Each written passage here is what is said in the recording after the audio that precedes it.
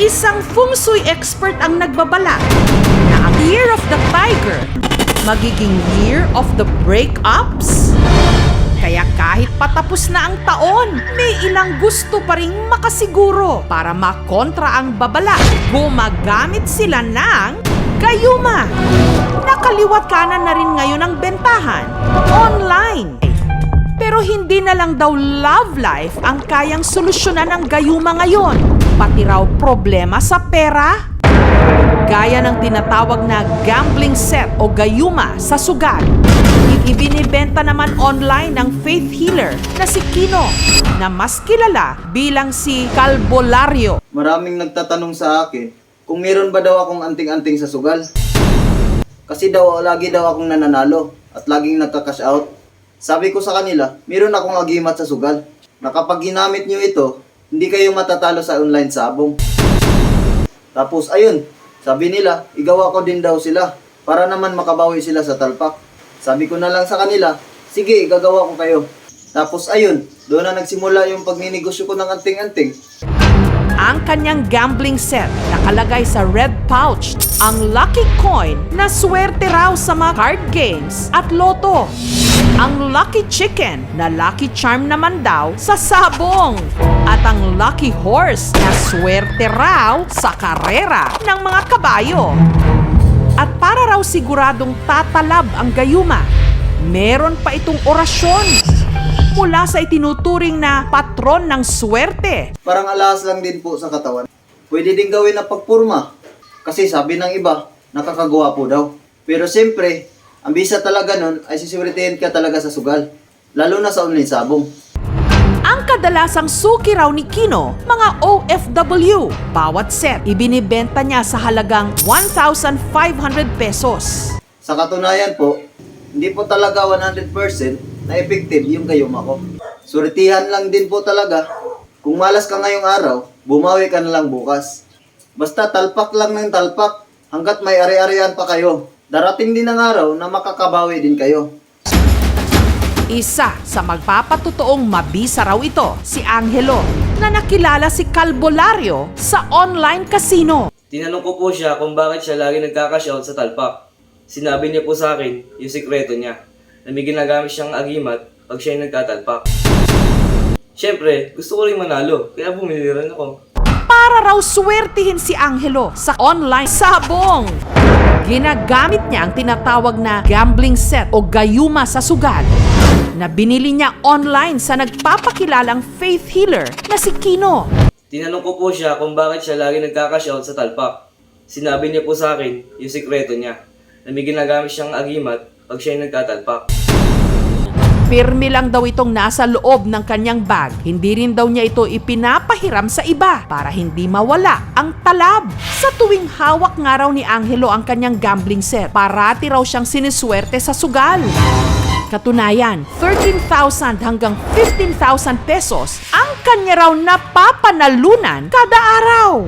At sa 6 na buwan na paggamit nito, ang kanya raw na panalunan umabot ng halos 100,000 pesos. Os? Siyempre, nung nanalo po ako, ang unang-unang binigyan ko ay aking mga magulang at ang mga kapatid ko. Binabalatuhan ko talaga sila kapag ako'y nanalo na malaki sa talpak. Pero sa araw na ito, wenasin kaya si Angelo?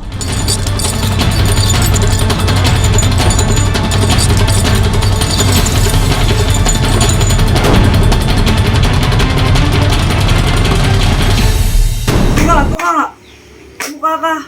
Walang yan naman. Lalo na, natalo pa. Siyempre po malungkot kasi talo po ako ngayon. Pero siyempre, iniisip ko na lang na baka hindi ito yung araw ko. Baka po bukas, susuwertehin na ako. Basta po ang nasa isip ko na lang ay talpak ng talpak hanggang may ari-arian. May ilan natin talagang naging swerte. Nung bumili sila ng agimat sa sugal na ginawa ko. Yung iba nga, bumalik sa akin. Para ikwento lang na effective talaga yung agimat. Yung isa nga, sabi sa akin, nakabili daw sila ng brand new ng tricycle. Pero dati pala sila nakamontero ng kotse. Yung isa naman, nakabili ng brand new na bike. Pero dati daw siyang may motor na NMAX. Yung isa naman, sabi niya, nagkaroon naman siya ng pambayad sa upa ng bahay. Pero yun pala, meron pala sila dating sariling bahay. Yung isa naman, nakabili daw siya ng malaking aquarium kasi gusto daw niya mag-alaga ng isda. Yun pala, dati pala siyang may-ari ng fish pond. May mga kabataan ding pumunta dito sa akin. At sinabing nakabili daw siya ng iPhone 5s. Kinongrats ko pa nga yung bata. Sabi niya sa akin, hindi daw siya sanay na gumamit ng iPhone 5s. Masanay daw siya sa dati ng cellphone na iPhone 13 Pro Max. Ito naman ang pinakahinangaan ko sa lahat na nagkwento sa akin. Nakapag-travel na daw siya kung saan-saan na lugar. Dahil nagtatago siya sa mga inutangan niya. Pagdating pa lang ng mga Kastila, sila po nagturo sa mga Pilipino ng sugal. Sa totoo lang po kung ano iniisip nyo. Tapos wala naman kayong isip. Eh di wag na kayo mag-isip. Bali ang may papayo ko lang po sa mga naniniwala sa swerte. Kaya wag po kayo maniniwala sa swerte. Malas po yun. Nakaugat na sa ating kultura ang paniniwala sa mga gayuma. Pero hindi ba't lahat naman ng bagay sa pag-ibig o pera man, mas masarap kung bago mo makamtan, yun talagang pinag-effortan at pinaghirapan.